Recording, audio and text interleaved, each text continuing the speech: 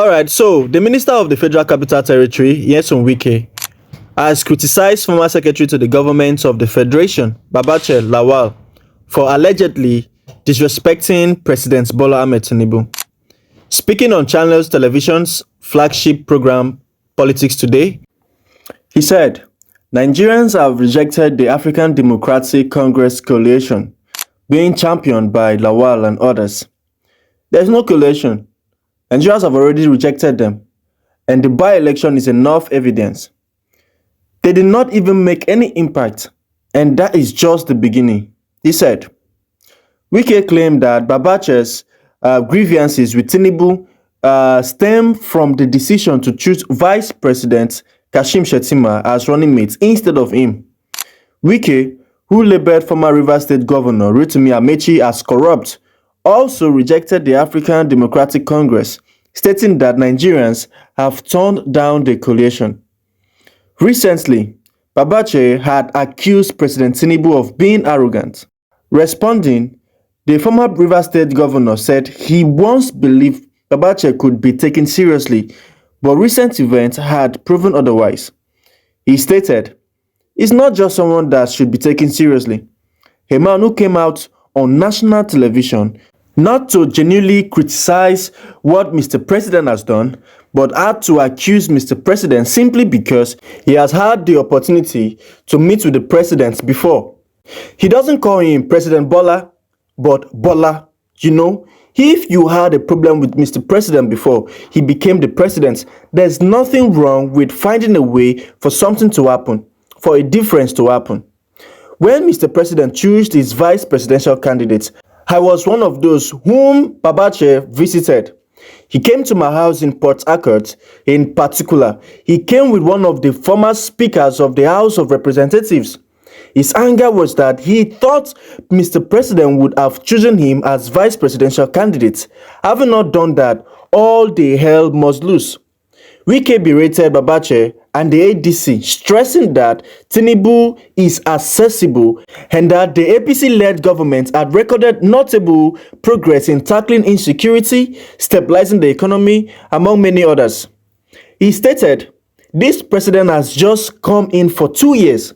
Can you sincerely say that within 2 years you will solve all the inherent problems at 30 years? I was one of those who took the bailout. Things were very hard. Very, very bad, even though we paid back at the end of the day. Today, no state is going to the federal government for bailout. Today, no local government is going to the states for bailout, which means a problem has been solved. For some time, I have not had anybody look at the steps the government has been taking. For the first time, look at the United States. The United Kingdom commended Nigerian government. Terrorists that they've been looking for years, these governments, through their security agents' efforts, arrested them. What does that mean? Yes, we suffered as a result of the activities of these terrorists.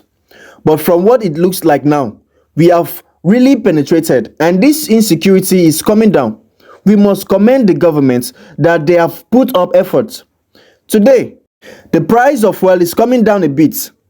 The president of the World Trade Organization also confirmed that the economy is being stabilized. Dismissing former Rivers State Governor and the ADC presidential aspirant Rotimi Amechi, who claimed he would end corruption in Nigeria if granted the party's 2027 presidential ticket, Wike outlined several alleged corrupt practices involving the former Minister of Transportation. He stated, "A man comes to tell you that he will solve corruption in 1 month. Is the man taking this corruption issue very seriously? Is it possible? And how is it possible? Let us even start from this.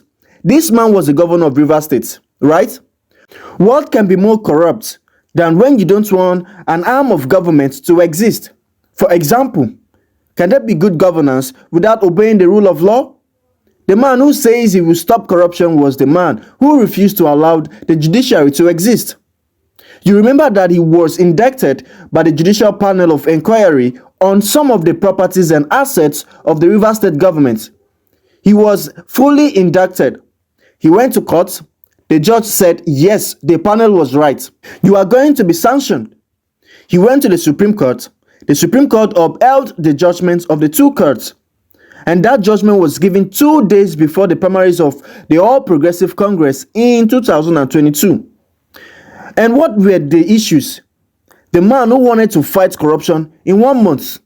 He took our legacy plane to Germany for 12 years, no record, until I came. I started looking for it, and then I found it, and I had to go to Germany. We had to do everything, spend money to bring back that plane. This is the same man that says he is going to stop corruption in 1 month.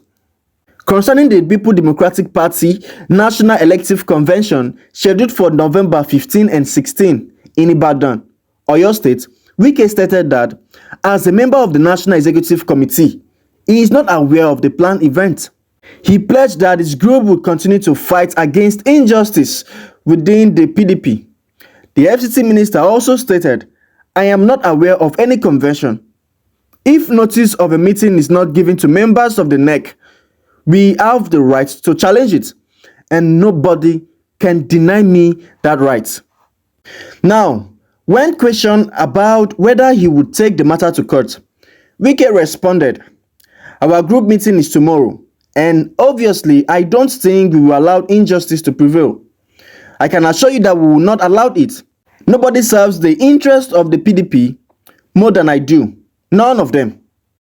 In all honesty, Nysom Wike's attempt to defend Tinubu's administration by painting a picture of economic stability and improved security are misleading. And honestly, they are far from the reality Nigerians are going through daily. It is one thing to play politics, but it is another thing to deliberately dismiss the suffering of millions of Nigerians in the name of loyalty. On the economy, there is no evidence that things are stabilized. Inflation is at its highest in decades, with food inflation forcing millions of families into hunger. The naira continues to crash at the foreign exchange markets, eroding the value of savings and incomes. What about fuel, which Wike claims is coming down a bit, remains at record high prices, driving up cost of transportation and basic goods. Electricity tariffs have been hiked, while salaries remain stagnant, pushing most citizens below the poverty line. Even international organizations that commend Nigerians' reform also warned against the devastating impacts of these policies on ordinary Nigerians. To claim the economy is stabilizing when people cannot afford food, rent, or even basic health care is not only dishonest, but also insulting to the people. On insecurities, Nigerians are still being kidnapped daily. Roads are not safe, and they are killed across the country. From the north to the south, bandits, terrorists, and kidnappers continue to wreak havoc. Mass adoption, like the recent kidnappings in schools and on highways. This alone shows that insecurity has not been handled. Communities are still under siege. Farmers cannot even access their land, and citizens live in constant fear. A few arrests do not translate to safety for the average Nigerian.